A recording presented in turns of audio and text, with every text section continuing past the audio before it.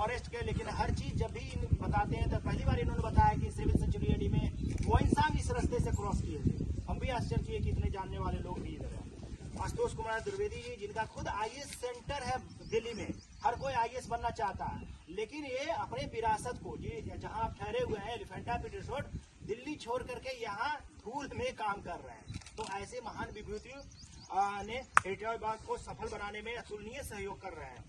आदरणीय मनीष सरकार जो एक टीचर है, अनुराग सर जो फॉरेस्ट डिपार्टमेंट में भी है, आदि ने बच्चों के साथ प्रतियोगिता कराकर इसे इस वॉक में और ही महत्वपूर्ण स्टूडेंट सर्कल तक पहुंचा।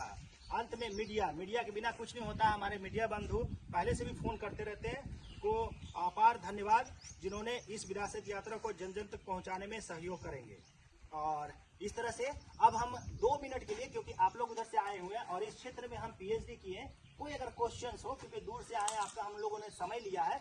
अभी यहाँ से बगल में जटाशंकर, अभी देखिए मंदिर 11वीं शताब्दी में बना हुआ है। अब सोचिए कि 11वीं शताब्दी में कनाडा उनाडा का कोई इतिहास नहीं है और हमारे पास है, लेकिन किसी ने कुछ कर रहे हैं। हम लोग क्या कर सकते हैं? पैसे कमाने का बहुत तरकीब है। हमारा दोस्त है कनाडा में, तो कहता है कि कुमार मेरा कंट्री मात्र 500 साल पुराना है। हम कि सर हम तो 5000 से नीचे बातें नहीं करते हैं।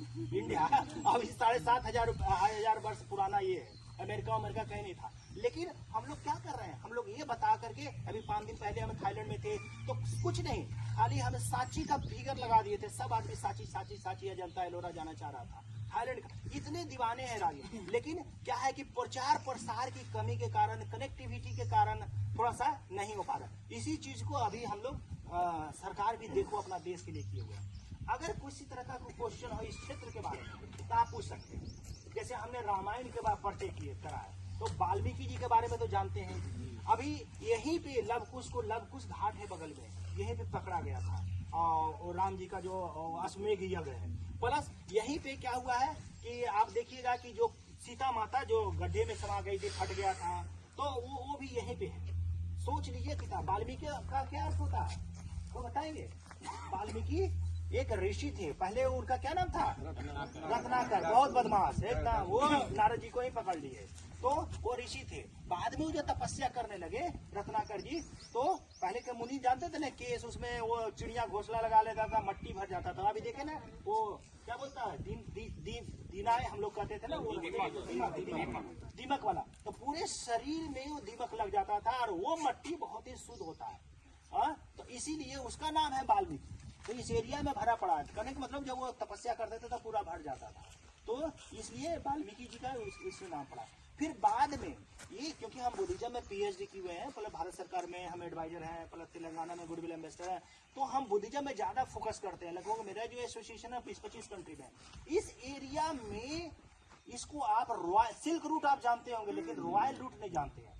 अशोक ने कश्यप, मतांग और सारे स्कॉलर को यहाँ से चाइना भेजे और अपने बेटा बेटी को किधर भेजे? क्या नाम था बेटा बेटी को? हाँ, तो बुद्ध गया से, पटना से पाटलिपुत्रा महेंद्रू घाट भी है, तो वहां से उधर भेजे। और ये रास्ता रॉयल रूट हुआ करता था। भगवान बुद्ध भी इसी रास्ते से आए। तो ये मेन सेंटर था।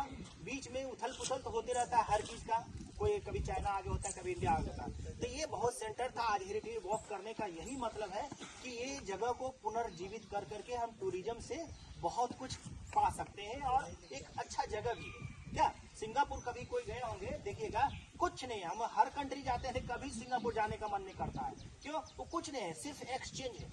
एक्सचेंज करने का मुश्किल से 4-5 किलोमीटर में बसा हुआ सिंगापुर है, लेकिन हमारे पास हर चीज है।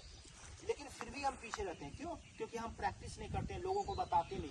छुट्टी के दिन में जैसे आप हम तो धन्यवाद देते हैं आपके